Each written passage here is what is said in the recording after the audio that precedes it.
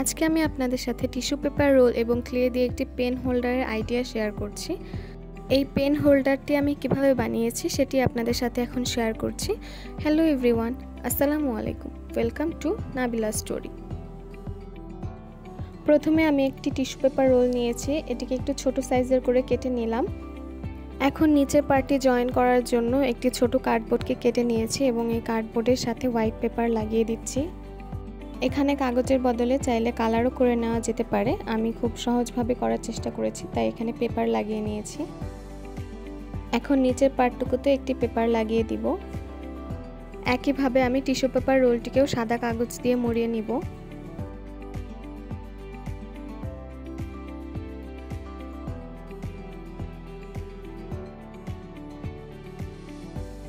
Tissue paper রোলের সাথে এখন গ্লু গান দিয়ে নিচের পার্টটুকু লাগিয়ে নিচ্ছি। আমি যেহেতু ইমোজি পেন হোল্ডার বানাচ্ছি তাই এখন ইয়েলো কালারের ক্লে নিয়ে ভালোভাবে মিক্সড করে ছোট ছোট পার্ট করে কেটে নিচ্ছি। এখন কেটে নেওয়া পার্টগুলোকে দিয়ে ছোট ছোট বল বানিয়ে তারপর প্রেস করে নিচ্ছি। আমি ছোট বড় বিভিন্ন সাইজের বানিয়ে নিয়েছি। এখন টিস্যু পেপার রোলের ওপর আঠা লাগিয়ে ক্লেগুলোকে বসিয়ে নিচ্ছি।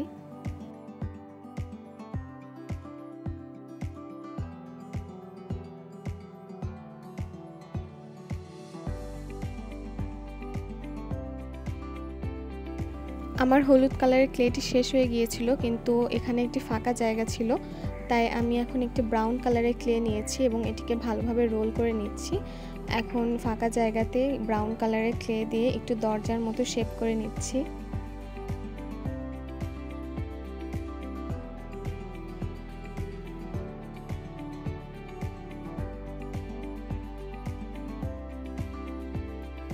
এখন আমি একটি ব্ল্যাক কালারের সাইন পেন দিয়ে ক্লের উপরে ইমোজির ফেসগুলো এঁকে নিচ্ছি।